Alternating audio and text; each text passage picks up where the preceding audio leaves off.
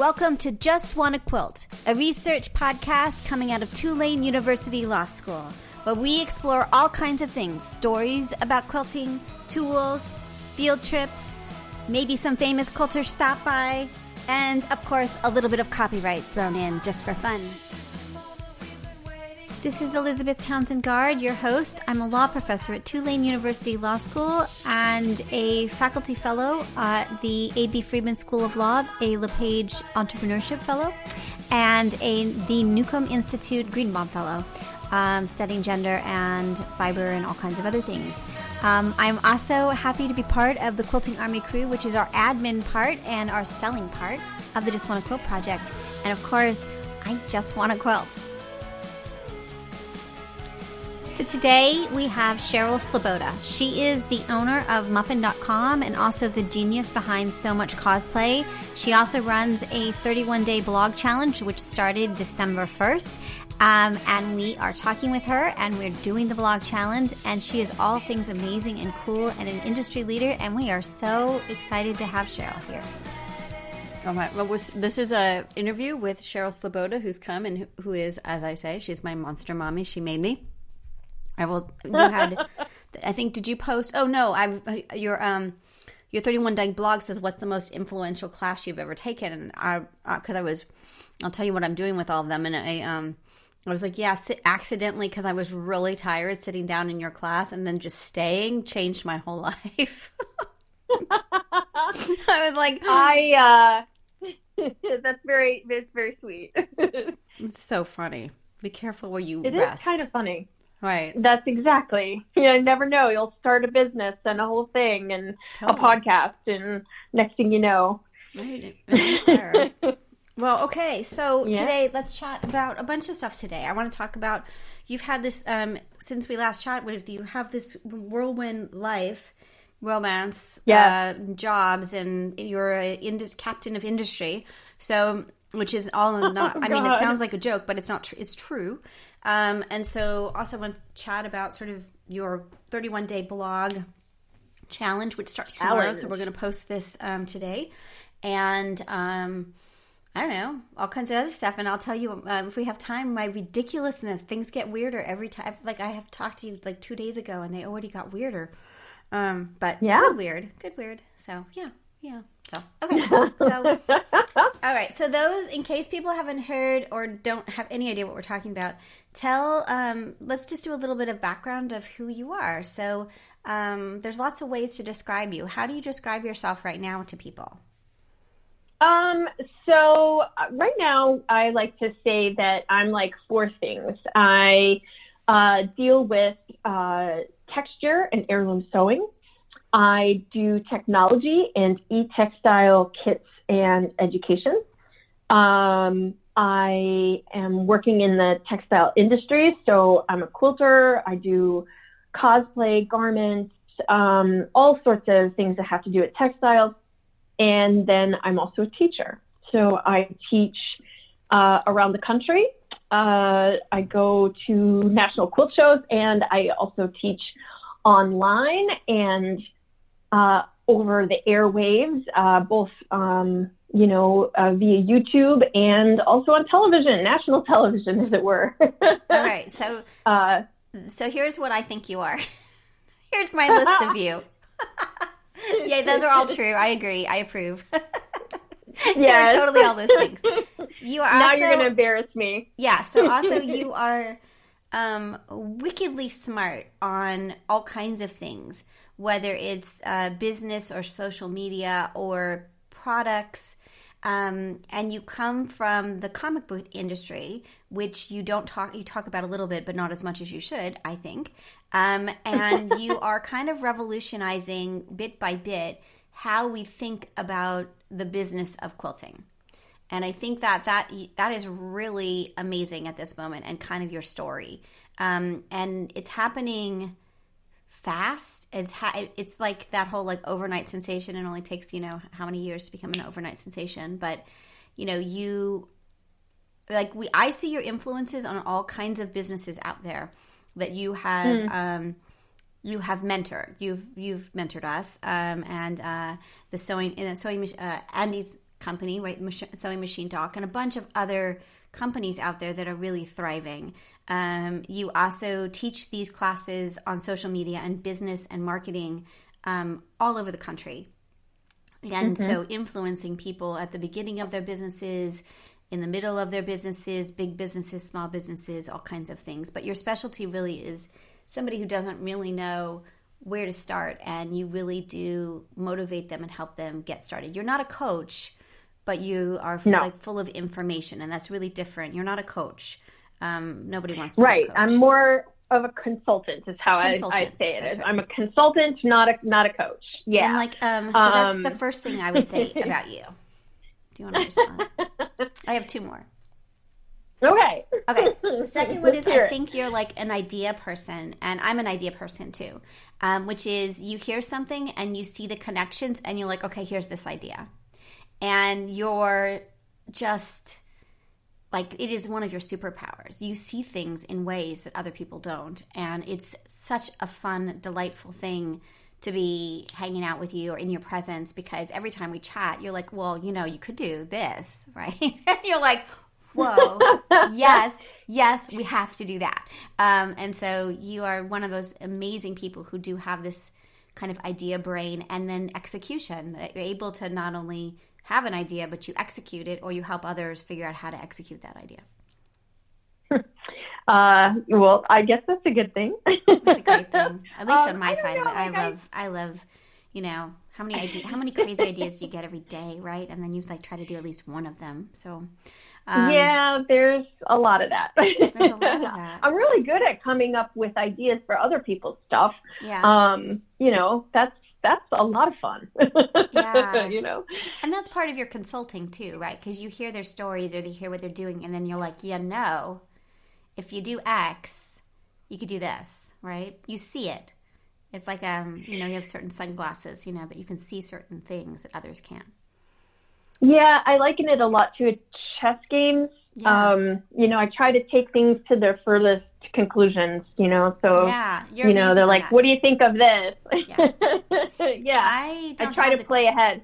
Yeah, I don't have the chess thing in me. I really don't. I really just sort of see, like, business. I've been really bad at with business plans because it's too far out for me. I'm good at planning and doing stuff, and I have a lot of follow through, but I'm not really. I don't have the chessboard mentality in my brain. My brain doesn't work that way. All right, number 3. Not everybody does. No, not everybody does, and that's okay. So you need someone like you, because then you also like. I'm like, I want to do X. You're like, well, you know, that's going to lead to, and then you're like, oh no, yeah, let's not do that. That would be bad. Okay, that's a dumb idea. I'm not. There's no such thing as dumb ideas. Oh my God, there's just so not executable. So many dumb ideas. All right, so number 3, you are an industry leader. So you are now involved with Threads of Success, and you have your own company that does stuff and works with people. And I think, having watched you and having like interviewed and done, you know, this project now for 2 years, you're really changing the mindset of how we think about quilting as a business. And I think that I see it happening in really interesting ways. You're giving people the tools and the thought process of what it means to be a business. And so you are definitely leading the industry on this in really significant ways. Well, I appreciate that. Thank you. Yeah, so that's you. And then you have a really kick-ass cat. You have 2 cats, but like one that's really adorable. So, because you took me in, I was a stray, and you took me in for a little bit of time. It was really weird. It was a really weird time, and you were really, really kind to me. Kind of showed up on your doorstep and didn't leave. But no, yeah. That's what I do, right? Come on in, and you can live in the inventory room. I did. I lived, so my kid was at School of the Art Institute of Chicago for a summer program, and my dad had just passed away. And I was supposed to go off and do all these things while she was at school, and I just freaked. And I was like, I couldn't be very far from her, even though she was going to be there. And so I called and asked if I could like just come stay at your house and write while she was at her program. And you were like, yeah, come on. And then I just healed. It was like, I don't know if we'll keep this in the interview, but it was like this most amazing thing. That's where the book, which is about to get published, was written, is in your inventory room. It was like the best. We just like write and do work, and then we go for dinner. Yep. It was awesome. Yep. Yeah. Awesome. You worked, I worked. Yeah. And for the record, the inventory room is a guest room that just happens to also be where all of my company inventory Totally. is. With a really, really tall single bed that if you aren't careful, you'll fall out of, which only made the writing experience that much better, because it was like there was a danger aspect to it. You know, it wasn't like, you know, it was like you must stay on your path and write like this and not move at all, because things will fall off the bed and you might too. So it was great. That's because there's boxes under that bed. That's boxes under your why inventory. It's so high. That's right. It's like a princess in the pea bed. It's just going to get bigger and bigger as the inventory grows. That's right. That's right. All right. So that's the introduction. Say, well, and it's weird to be considered an industry leader. You're first of all, you're not the kind of person who can like self-proclaim, right? So I can't say like, I'm now an industry leader. It's not something that like you do. And so it's very kind of you to say that. But I do recognize that, you know, in the short time that I've known you, even I have seen the changes that you're talking about. And it's not, you know, as I like to say, I put my money where my mouth is. And, you know, I see that we need change. And so I'm out there and I want to be the change.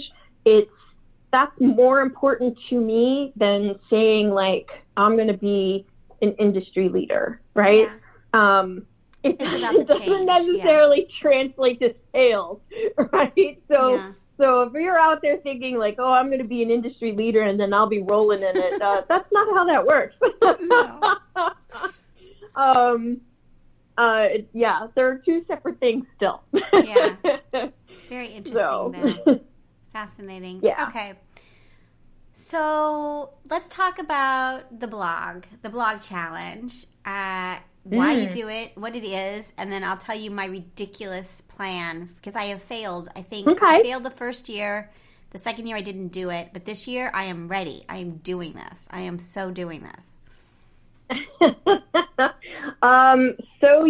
This is, I can't tell if this is the fourth or the fifth year. I'm pretty sure this is the fifth year. And what it is it's really similar to two other challenges out there in the world that other people may know of. One of them is the National Novel Writing month. Yeah, my kid does that. NaNoWriMo or whatever they call it. Yeah, my kid's doing that at school. It's amazing. My kid's doing that. Yeah. Yeah, so you write. The idea is that, yes, every day in the month, and you try to, like, bang out a novel in a month. Yeah. And the whole idea is that you just go on writing the novel, you know, and getting it in its raw form, and then you're ready. You have this manuscript that you can continue to tweak and then submit, or whatever it is that, you know, if writing a novel was, like, on your bucket list, this is that, like, you know, writing challenge. Right. So that was the first one. And then there's all these challenge months, like, you know, things like, No Shave November and things like that. Right. There's like is it Inktober? Yeah. Yeah. Right. Inktober is one where you draw every day for the month. And so, you know, the idea for me was I used to be really, really, really good at keeping my blog. And then social media comes along. Yeah. And we favor posting on Instagram or writing a Facebook post versus going to our own blogs and writing on our own blogs. And truly, blogging used to be the only social media that we did. There was no Facebook, there was no Instagram. you were writing on your blog as your window to the world, as it were, and people would come and you'd have readers that followed your blog religiously, and people still do write and read blogs very religiously. But for me and for many people like me, social media took over and my blog was more neglected than I had liked. Yeah. And as I teach my classes, and as you sat in on the class, the social media class, the only real estate that you own 100% is your own website. And so tomorrow, if Facebook and Instagram and YouTube, they all go down the drain and, they get shut down forever. We've worked so hard to create all these fans and followers and all this stuff, and poof, they're all gone. It's all gone. And what we didn't do is push anybody back to where we live on the internet. Yeah. And so, instead of me putting up a tutorial on Facebook, I'd rather put that tutorial on my blog and get all that traffic to where I live, where I can control the message. So what I found is that giving myself a challenge to write was key. And so that's where the challenge was born.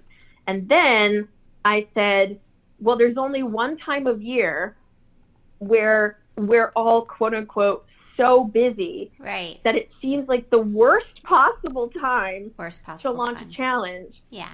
But what it teaches you is it teaches you a lot of time management skills. It teaches you a lot of project management skills. It teaches you that in order for you to blog every day during the month of December, when you have so many constraints on your time, it's the perfect time. It's the only time. So I launched it in December, and everyone's like, what? That's so crazy. Yeah. Doing this in December is the worst. And I'm like, I get it. I did this on purpose. Yeah. Because if you can blog in December every day, you can do it any time of year. All right. So I've got a million questions. First of all, for those like me, I used to blog. First I blogged. That's how I got my job, actually, was blogging. I got a Stanford fellowship from, I was at the Center for Internet Society because of my blog. And then I got a fellowship at London School of Economics, and that led to a job. And then I came to Tulane, and they asked me to blog. So I was like a blogging person. And then I got to Tulane, I'm like, I'm not blogging anymore. So let's say you're like me, I've killed the blog, or you don't have a blog. It always feels really weird to me to be writing on a blog when nobody's reading it. We don't have an audience. And I know we do have people that have signed up for our newsletter, which we never send out. That's a whole nother issue. But I don't know. I just feel like I'm writing I'm fake writing in some way. I'm writing crap that nobody's reading. Does that make sense? No, again, I can see where you would say that, and I know that there are people out there who are like, I'm going to write and no one's going to read it, and that's not true, because now with social media, we have all these ways to direct people to the content that we are writing. Yeah. And quite frankly, even some of my blog posts from 2006, which is when I started my blog, 2006, that's 13 years ago. Right? Some of those tutorials get picked up and shared to this day. So the idea that, you're writing and, it's never going to be seen is probably not true. I mean, it's one of those things that it's part of the record. It's part of your business and your statement, and you put it out there. And down the road, someone's going to be doing some kind of research and going back and looking at those. Right. Just like they look at old tweets for people. That's very true. Okay. Exactly. All right. So that's my first worry. My second worry is that if I blog all the time, people get really sick of me. Well, please go away. Go away. That would be my second worry. I think what it is, it's about learning to make compelling content. And, obviously just like a social media account where, let's call it Instagram, right? So we do the same thing with Instagram accounts. We get so interested in one piece of the content, and then we follow them.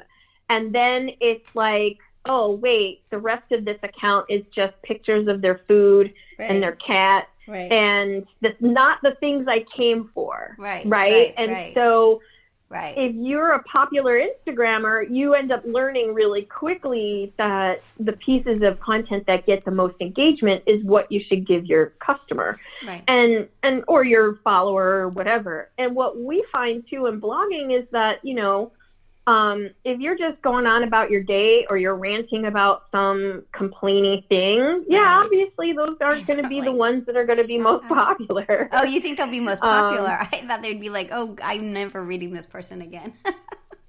Well, it's just, and that's what ends up making people tune out. It's like, I liked her one post about XYZ, but now all she does is use it to complain. You know, like that's a common thing that happens even back in the day. Yeah. So. Okay, so here's my next worry. I have a lot of blog worries. Okay, so I don't know what the focus of a blog should be. And I don't know if it's A, personal, B, informational. Oops, sorry, I just hit the microphone. B, informational. Can it be a bunch of different stuff? Like, I just don't know what the blog is supposed to be about. So I kill it. I write them, but then I kill them every single time, Well, okay. So everything out there, and this is true of every TV show, everything we consume as media is one of two things. It's either educational or it's entertaining. Or it's entertainment, right? So it's either educational or entertainment, and a lot of the times our content is both. Yeah. So we feel like when you're sitting down to write your blog, you have to think like, is this going to be an educational post or is it going to be an entertainment post? And entertainment posts are going to be like just things that go on about your day, or here's a funny picture I found, or that kind of thing. Yeah. The educational posts are teaching somebody about something. Maybe it's a tutorial, maybe it's a tip, maybe it's a, even like there's people who do lists of links that they found interesting this week. That's a really great kind of post because you're exposing people to all sorts of cool things that you find cool. Now, if I think you're cool and you think these things are cool, it's sort of just, more education and also entertainment. Yeah. So what I find is that most content falls into one of those two categories. I think where we get stuck as people is that we feel like we're not interesting enough to know anything about. Totally. And that's so not true. I mean, what makes us as quilters, what makes us as designers, what makes us as podcasters, that's all so interesting to people. And what they want is a personal connection. Yeah. And if you're not I think of that movie, You've Got Mail, and she's like, they always say that, it's business, it's not personal, but business is personal. Yeah. It's very personal to you. It's very personal to me. Yeah. Yeah. And it's personal to our customers as well. Yeah. And so they want to hear from you. Yeah. You just aren't, maybe it's a self-esteem thing. Maybe it's a, just a lack of use to, like, you're not used to doing all of this. So it feels like this is uninteresting to people. It's not true. Yeah. It's not true at all. Yeah. It's so interesting. And you don't know until you try. Yeah. Okay. So, I can't figure it out. I mean, because I feel like I'm very different not different personalities, a little bit. Like, I've got my goofiness, I've got my super hardcore copyright stuff, and I've got my weird time project that nobody knows about. And so, I don't know. I just feel like a blog should be focused and have a purpose, and I think that's really hard. Now, the other part of it is, what about a blog where, because one of the things, I'll tell you what we're going to do with the blog challenge thing, but I was thinking of maybe having, if people should it blog just be one person writing, or can you have more than one person on the same blog? What are your thoughts about that? Oh, you can have guest writers all the time. And I think the type of things that blogs do, like blog hops and guest bloggers and things like that are ways for your blog to expose itself to not just your readers, to people that you find interesting and have a different voice on your blog, but also like a blog hop and things like that, where you click around to other people on certain days as part of the hop. That's, a way of sharing all of the readers from one to be invited to come and see what's going on this other part of the blog hop. I do that every spring with the Spring Clean Your Studio blog hop, because people love to see studios. They love to see how they're set up. They love to see tips and tricks on organization and things like that. So that one is really popular because, everybody wants to see what other people's studios look like. And so those kinds of things, it's a great way to share readership and things like that. I also think too that, when it comes to guest bloggers, again, that's just putting a different voice on your blog where, again, people have the ability to get a different perspective. Like if your blog is always going to be you and your website's always going to be you, but then here's like a nice way to say, here's someone who has a different perspective, and it's someone that I may admire or have a lot of respect for, and here's their take on this subject. Maybe it's a tutorial, maybe it's using, fabric that you designed, all different kinds of things. Yeah. So, cool. Yeah, I love it, personally. It's really cool. It's great. Okay, so here's what we're doing. As I said, the first year I did it, I did the first 3 posts, and the third post was why I hate blogging, and then I stopped. It's really not good. The next year, I was like, okay, I can't deal with this. It was really bad. And then I killed the blog, because that's what I do. I kill blogs. Before I get to our strategy of how we're going to succeed, and I do know you've promised everybody cake, right? I'm just kidding. I posted that today. Yeah. You're like, you're like going bankrupt because you have to send out all these cakes. I'm just kidding. That's not happening. I'm not, yes. You're not sending cake to people. I'm definitely. There's a video game that says the cake is a lie, and there is no cake. The cake is a lie. Yes, Totally. The cake is a lie. The cake is a lie. What's your favorite blogging platform? Because that's the other thing is I jump around from blogging platform to blogging platform, and we use Wix for our website because I hate WordPress, and but I'm not super keen on that one either. So what is your strategy of if someone's out there and they want to start a blog and they're going to start it tonight to get ready for tomorrow? Right. What do you think? Well, I mean, WordPress.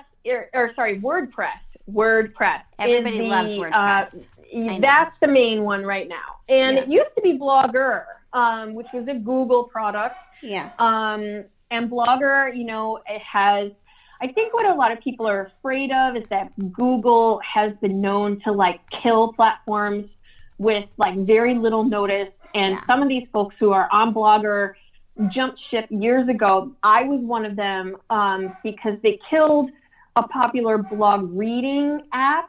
Yeah. And if they could kill the app to read blogs, it was only a matter of time before they killed the blog platform itself. Yeah. So I know a lot of people still use Blogger, and you can sign up and use Blogger. But really, WordPress is the king of blogs right now. So you can sign up for a blog, an account on WordPress, and you don't have to have a domain or anything, and it can be hosted on WordPress itself. So that's probably the easiest way to get a blog. That's WordPress.com, not WordPress.org, right? Correct. Yeah. So WordPress.org is the software if you want to run it on your own domain. And WordPress.com is where you go to get the blog itself, and have it self-hosted by WordPress. So, and that's how a lot of people start. They start on, WordPress.com and then decide, hey, this is growing bigger. I've got big readership. Right. Maybe you want to monetize things, whatever, and then you can always grow with the software. Right. I'm at their website right now, and you can get one for free. That's just a personal one for free. Yep. I mean, I'm sorry, the free one, and then there's personal, which is $4 a month, and then it goes up to $8, $25, $45. So you can kind of get in without spending any money, which is always super great. Correct. Oh, hold on just a second. Just 1 second. Uh-huh. Okay. Can we do the swing set first, and then I'll be done? Sure. Yeah? Okay, cool. Awesome. Hi. Okay.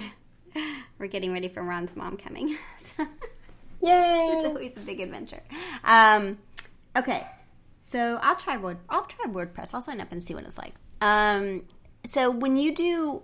So the other question I have logistically is... So I write on Wix or WordPress or wherever you're going to do a Typepad. There's a whole bunch of out there. Tons and tons of them out there. Do some of them automatically put it onto your blog, onto your Instagram or to Facebook, or are you manually letting people know that there's a new post? So many of them have an integration for Facebook pages. So if you have a business page, it can post it there. And then a lot of them just have automatic integrations for Instagram. So it doesn't have to be a business account, but it can integrate to your Instagram and say, a new post has come up. Twitter, it can go to Twitter, it can go to all those different platforms and basically announce to the world that you have made a new post. So you don't have to redo it. So you don't have to redo it. No, I love that. Yes. Yeah, I mean, I think that's the problem with Wix right now is that it doesn't do that. And so I just find like I'm annoyed, I don't want to deal with having to go post it someplace because it's like an extra step. And WordPress does do it. I don't know about on their version, basic plans, but I do know that on my WordPress hosted site, my entire website is run by WordPress. Yeah. And so that it is an automatic function of that. You can just set up your account and just as you post, things go up online. Yeah. So. Yeah. All right, cool. Well, integration's important. I don't know if we're going to have it when we have to do it ourselves, but that's really nice. Okay. Okay. So here's our plan. Okay. I have already gotten all the questions and put it on the day, and I'm putting them as a post on our JustWannaQuilt group. Okay. And so I'm going to gather what they have as their answer, and they also can post their link to their blog if they're doing your podcast, your challenge. And then I'm going to take all of those answers and I'm going to put it into a blog post so that I can sort of what's your least favorite color? I know mine. It's yellow. It's always been yellow. It always will be yellow. But I don't really have much else to say about it.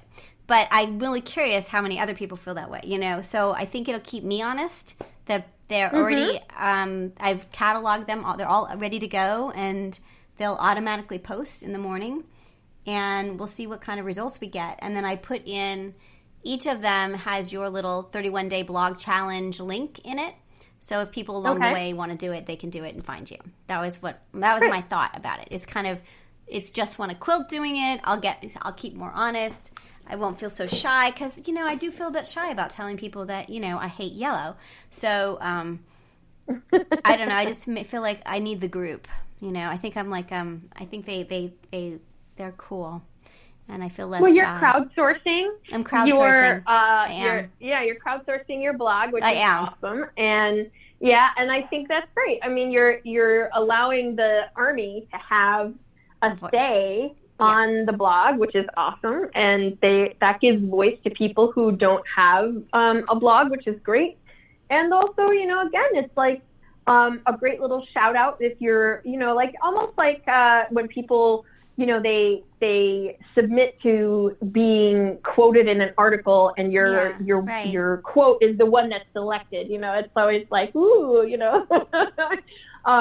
so I think that's awesome. Yeah, there's no wrong way to do the challenge. There's some people have done it as photos on their blog, which, is another way to do it. This year I did start the prompts, which I think, in the previous years, I just basically said, go to town and blog about whatever you want. And what people find is they'll do the first, week, maybe week and a half, and then they're like, I'm out of ideas. And I'm like, how can you possibly be out of ideas? No, the prompts are great. And the prompts were like things that I never would have thought about.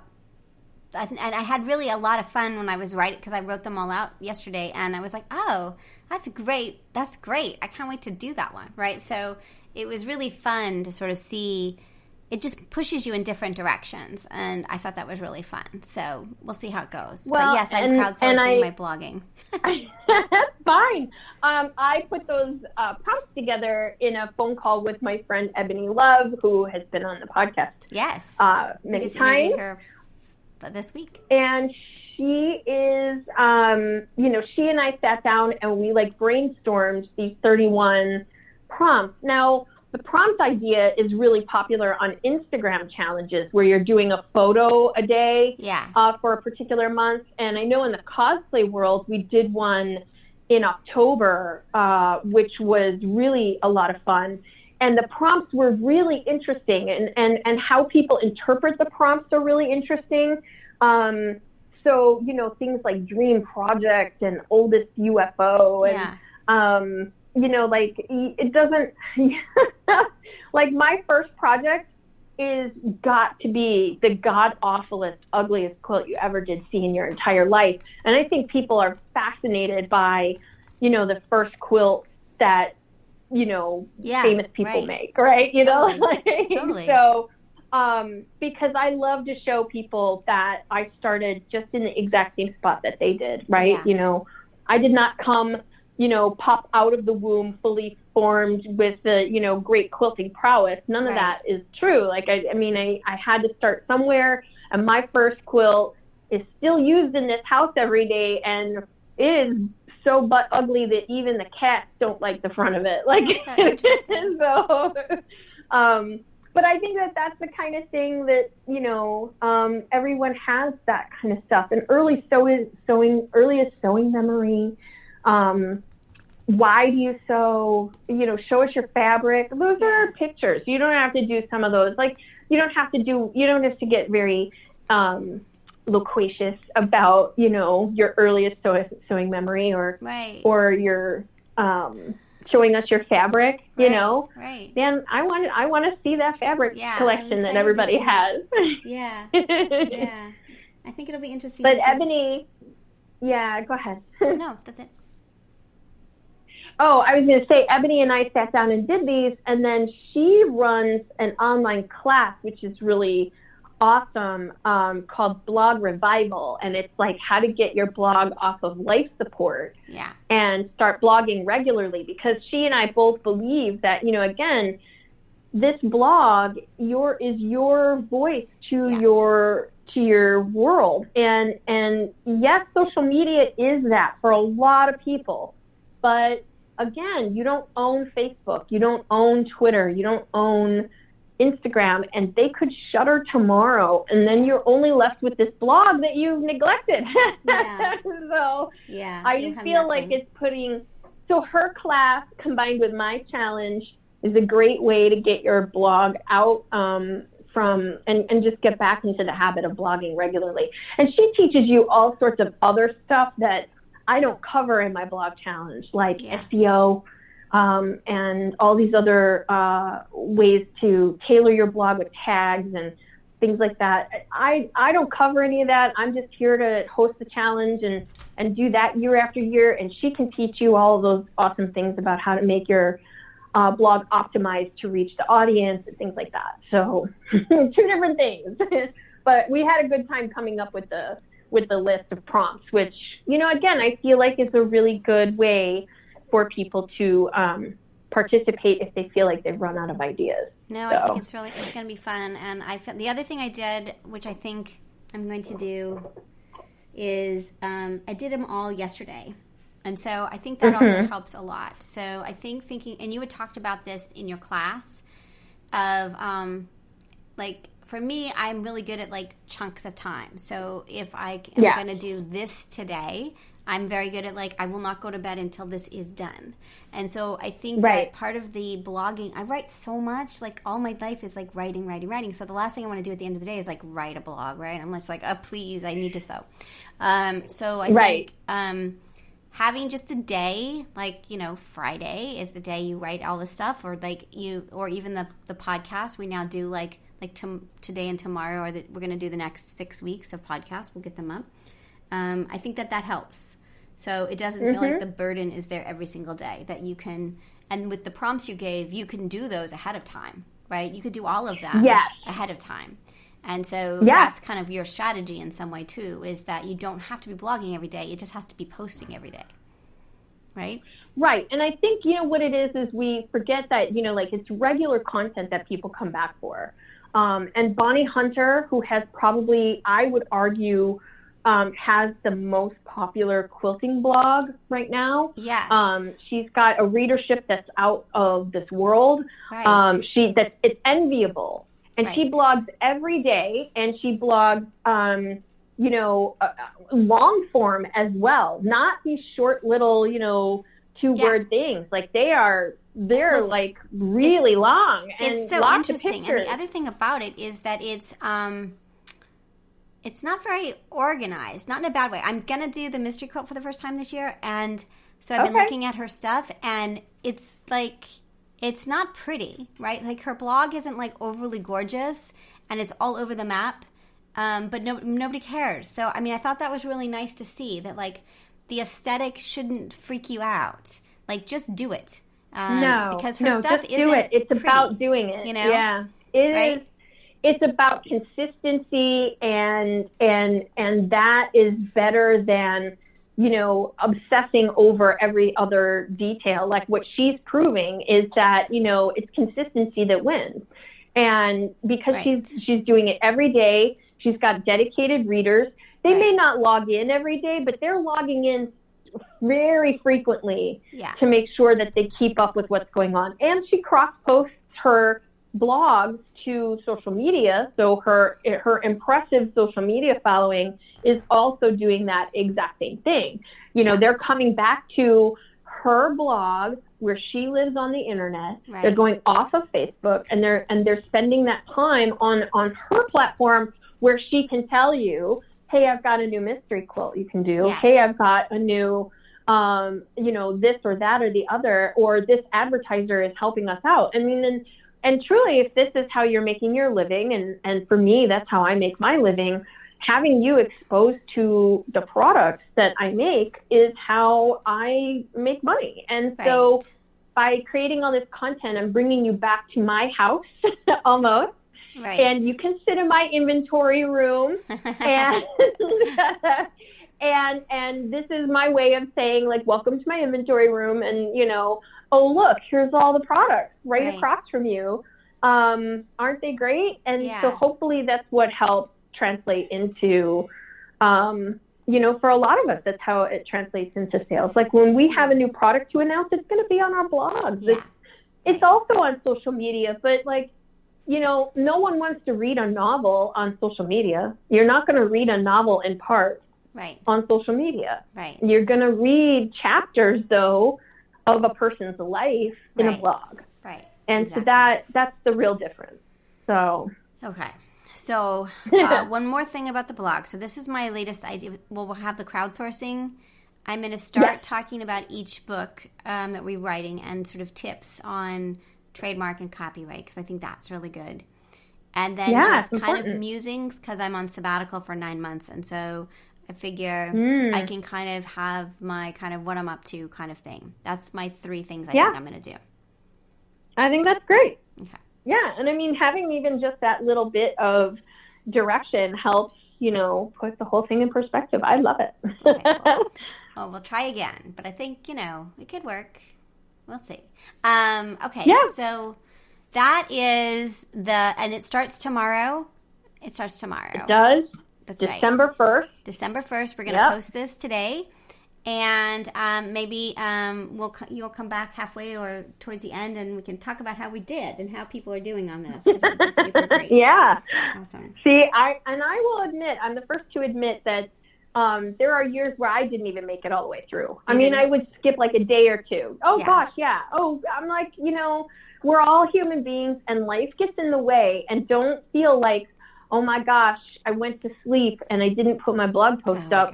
Gosh. Yes. you know, It's like stressful. the blog police are not coming for you, you know? Yeah. So don't worry about it. It's okay. You know, just pick up and carry on. That's all you can do. Awesome. All right. So we're going to, let's stop the recording here because I'd like to post this. And if I start talking about all the other ridiculous things, then it won't get posted. So, Cheryl, this is so awesome. We are so doing this. The Quilting Army, we are crowdsourcing. We are doing the blog. It's going to be awesome. Now, the big challenge for me, I think I may have a student help me though, is getting the information from the Facebook group to the blog because my mom used to say you haven't done laundry unless you've folded and put it away. So if we have all the info on our Facebook group but we haven't put it into a blog, that doesn't count. So we're going to try to get this done. So we're going to work on it. So all right, like fabulous. Thank you so much for coming today. You're welcome. So you've been listening to Just Wanna Quilt, a research podcast coming out of Tulane University Law School. And I'm Elizabeth Townsend Gard. If you like this podcast, keep listening. Also, we have a Facebook group. Come join us. We talk about a lot of things. We also have an Instagram account. And of course, most importantly, I really hope you get a chance to quilt today.